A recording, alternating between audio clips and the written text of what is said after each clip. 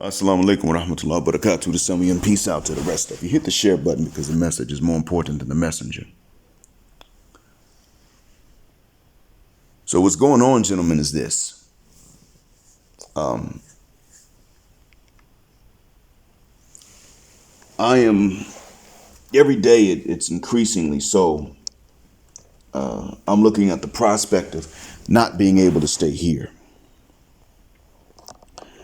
The options are that because legally I can live in the U.S. as a citizen, that I have to go back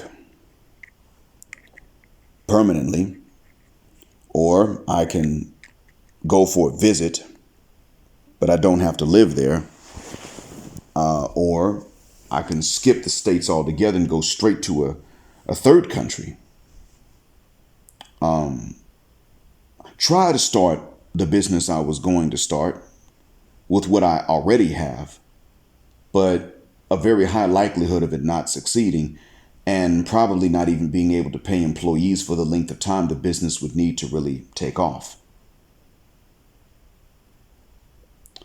Those are the options. If I were to find gainful employment here in Saudi again, then I could work for between another 2 years and another year and a half and save to have a really good amount to put into the business. Or better yet, start the business there anyway legally, but then while working here, pump some cash into it to get it off to a really good start. I could transition that way. I could do that. What I'm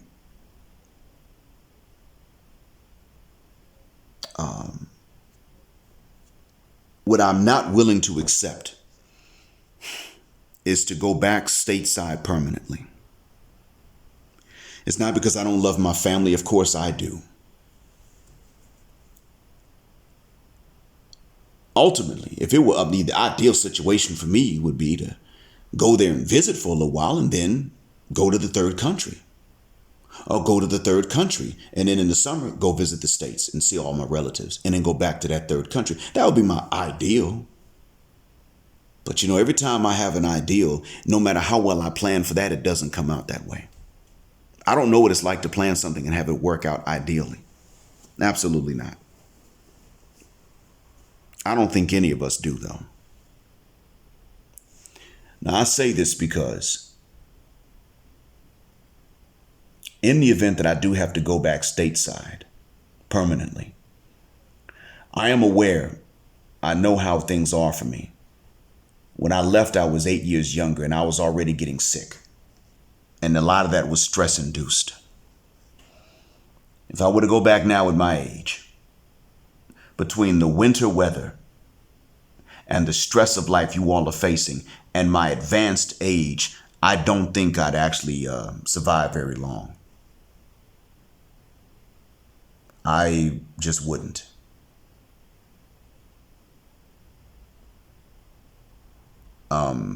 As it is, I'm actually beginning to feel ill effects from the stress here.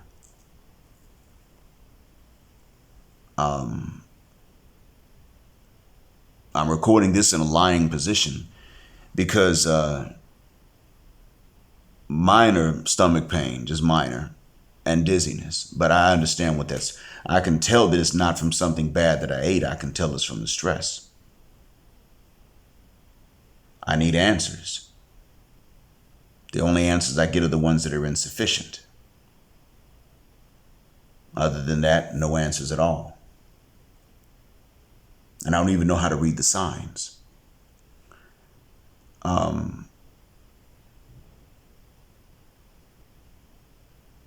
Maybe I over-spiritualize job searches. I'm not sure. But whatever the case is,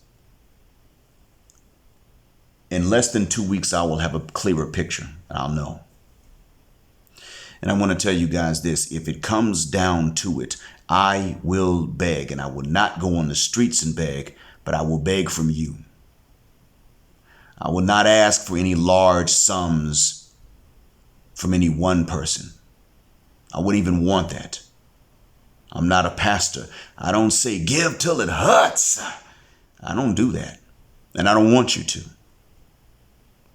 I would ask for $4 from each subscriber based on my current number of subscribers. Now some say, wait a minute, that's a lot. Yeah, but you know what that means? What that means is that one, I wouldn't have to ask again for anything. 2, with what I already have saved, I could then start the business in a third nation and be able to sustain it until it takes off. And every employee would be paid. I'll be able to at least guarantee that every employee gets paid. I would at least be able to guarantee that for the time that they work. That's what would happen.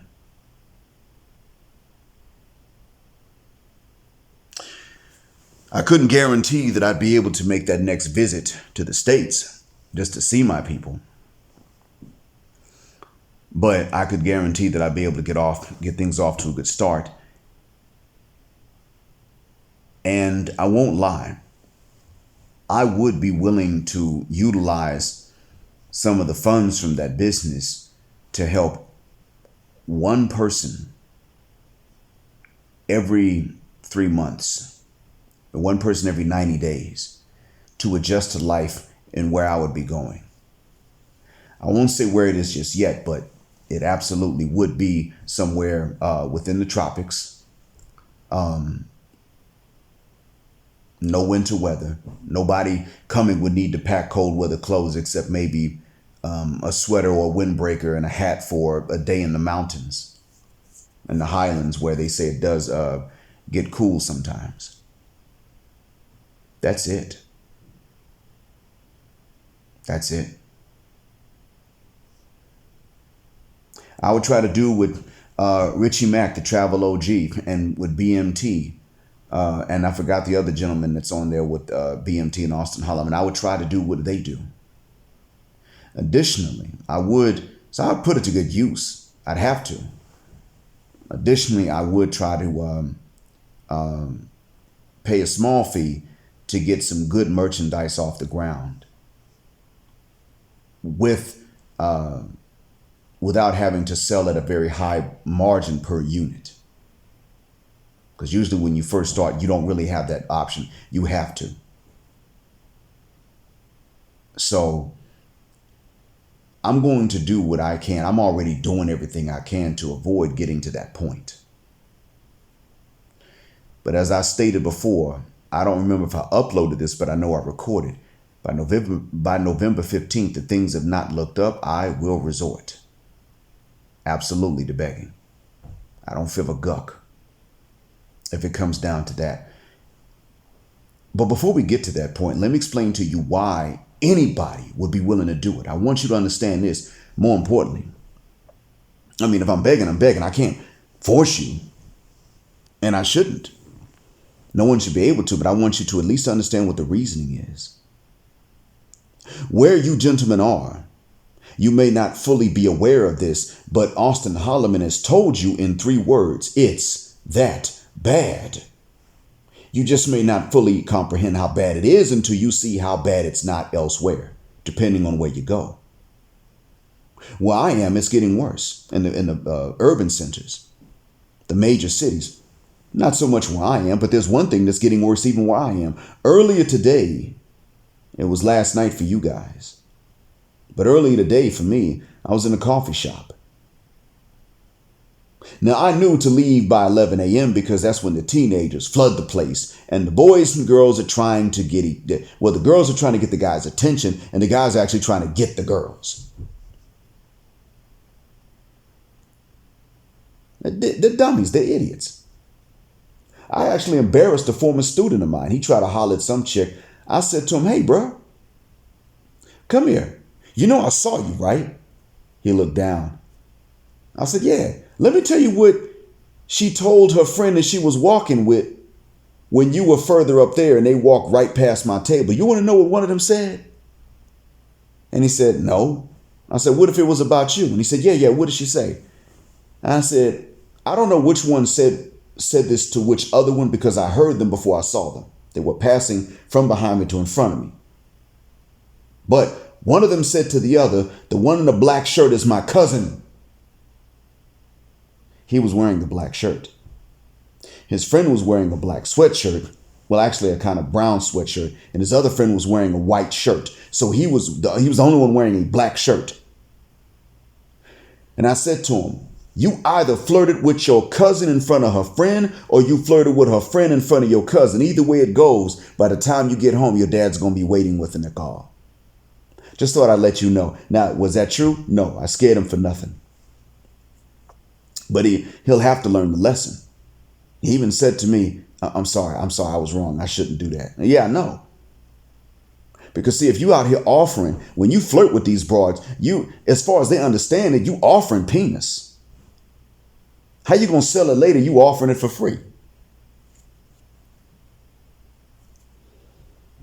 By the time they realize they got to pay, they're going to be so old it doesn't even mean nothing.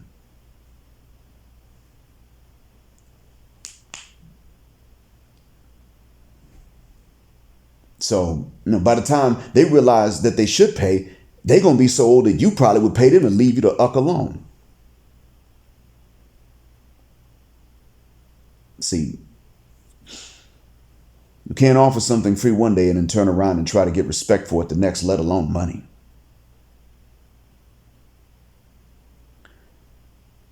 So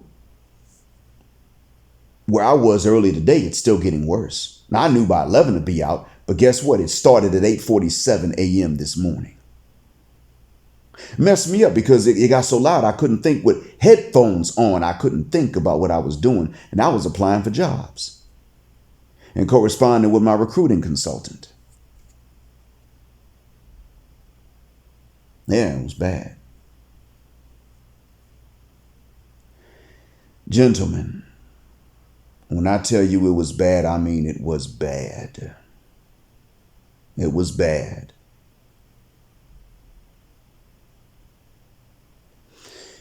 And it's getting like that here. Now, they're not doing the Halloween thing here. But even here with it getting worse, I always know it's worse where you guys are, morally and financially and economically. Why would I give this up to go there? And I'm not even planning on staying here forever. If it had been up to me, I'd have been here about another year and a half, saving, or I would have been here for about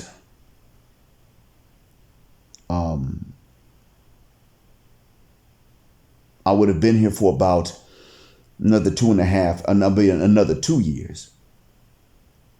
At the worst, I would have done this. At the worst, I would have been here for another 2 years. I would have had to do it that way. I wouldn't have had any other choice.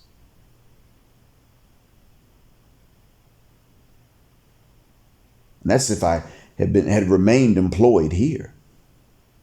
And if I find something that's gainful, not these lowball salaries people are trying to throw out now because it's the middle of the semester, but if I found something equally gainful within the next 2 weeks, next 13 days, I would stay for the next year and a half or 2 years, save up, and be on my way.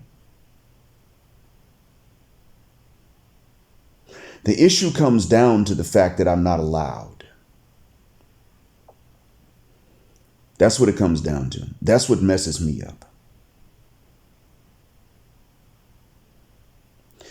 It's like the job market has become here what it normally would be in the U.S., but that could change with the end of this semester. So it could go either way. I just don't know. Now, what you need to take from this is, why would someone be willing to resort to begging to not go back to the States permanently for a visit? Absolutely. Gladly do it. 4 weeks is enough.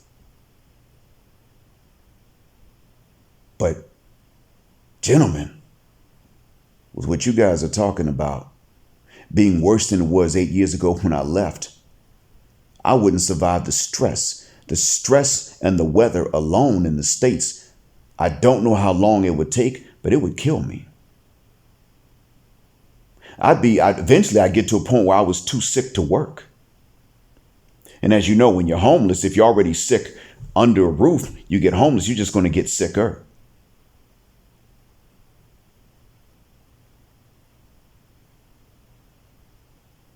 So that's what I'd be facing. It's not just me, though. One thing I will say is that the only question would be how sick you get, but the stress and the disappointment of having to go back to the States permanently if you lived and adjusted to another environment would make anybody sick. It's just a question of to what extent and would it make you less effective at a job? That's it. That's the only question. Don't take my word for it. Ask Richie Mack. Ask BMT.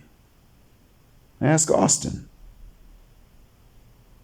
If you were forced to go back, not to leave where you are, but you were forced to go to these states to live permanently, before you even finish the question, you'll see the look of depression and sadness come over their face. Matter of fact, don't even ask them. You give them nightmares. It's not because the U.S. is completely chaos. It's very well organized. That can be part of the problem at times. When you're black and you leave, you think the rest of the world hates us if you listen to enough of the shea butter crowd, the pro-wax, not the pro-blacks, but the pro-wax. Pro-blacks actually have enjoyed traveling and will tell you to do it and learn something. Malcolm did. But the pro-wax, brother, you know they hate us over there. Oh my God, you say that about every place. And there are times when it's true, but pro-wax will tell you that they hate us everywhere. Because a pro-wax wants you to have blackanoia. Don't believe me? You got African American women going to Ghana asking where they can get so-called goddess tools. Goddess tools? What do they mean? And then, look, don't take my word for it. Ask Brother Ville from New Orleans. He saw it. That's how I found out. Shout out to him, by the way. No matter what them Cajuns say about you. Yeah, Brother Ville out of New Orleans knows about that. He saw it. Asking dumb questions like this. Florida water. Florida water. You back in the motherland and you're going to ask them about some Florida water so you can carry on witchcraft, crystals, sage. Excuse me. What? They're not playing. I can't believe it. They want to take this North American hocus pocus to the land from which Vodun got started, where the people are leaving Vodun, and they want to take it back over there, just this time with a North American twist to it.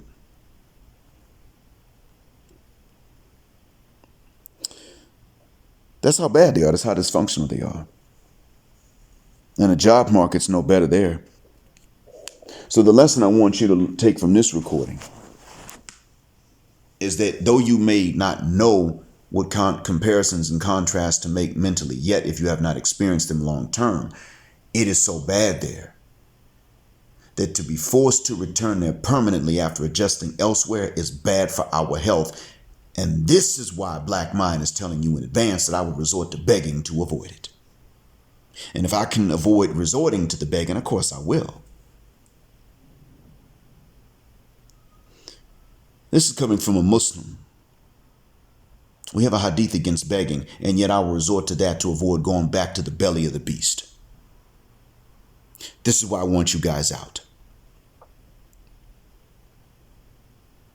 Even places here like where it's getting worse, if there were more of you telling the locals what's coming down the pike, the chances of what's coming down the pike surviving and arriving would dim. Believe me, more of you are needed. More of you thinking black men. NSBM, non-stereotypical black men. Shining black men, not shines, but shining black men. More of you are needed, actually. Even the local men can benefit from you. Once you learn language or they know English, believe me. There are people abroad in certain parts of the world, even when you think everybody hates us, there are people abroad, even here, who understand that you are the grandfather. And they're willing to listen to what you've learned. Things are changing, sometimes for the better, sometimes for the worse, but there's a positive change on which you can capitalize. I want you other places. North America does not deserve you. The UK does not deserve you. And because of the way the matriarchy is run, the Bahamas, Jamaica, Barbados, Belize, Trinidad, Tobago, they're the same country, by the way, Guyana don't deserve you either. You've worked, you've tried, and what happens? When you decide not to go the stereotypical path, which most of you don't do, you are in effect told, forget the money that you don't make because of the morality. You are told that your morality itself is reason enough that you should not have a legacy. And even then,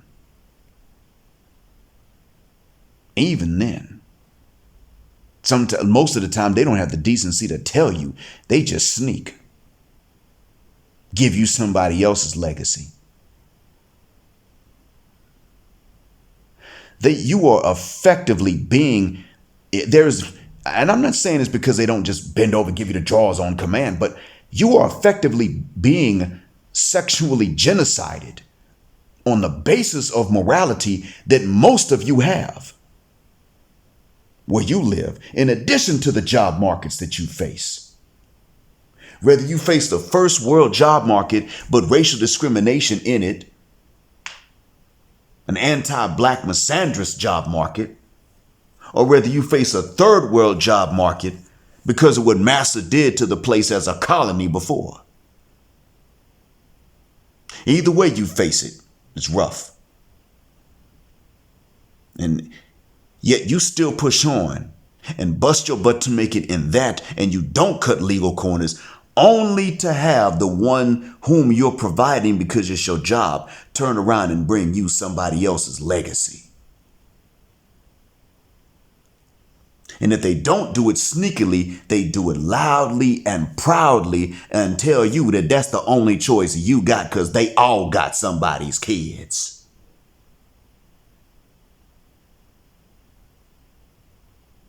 That's what you're facing. It's not just about, and granted, I'm going to bring it back to sexual access all the time on my channel because they don't like it. And that is the right of a husband and a wife too. But more importantly than that, you are being reproductively genocided. And they got the nerve, and this is the real moral downfall of the West and the Anglophone Americas. They got the nerve to sit up and when they get caught red-handed tell you that they can't help it because they women and that's how they are. They'll tell you, they'll blame you and they'll blame God before they take accountability for the choices they make. It's that bad. How you going to readjust to that when you readjusted to better? Get out. I'll probably have to ask you in 2 weeks to help me stay out. But get out. And when you do get out, work from day one on a plan B so that if you must leave that particular place, you still can go somewhere else and you don't have to go back stateside. Thank you for listening. Black heart, black mind, blackout, assalamu alaikum, and black heterosexual non-select male power just because she don't like it, and black patriarchy until extinction or judgment day. We're black creation.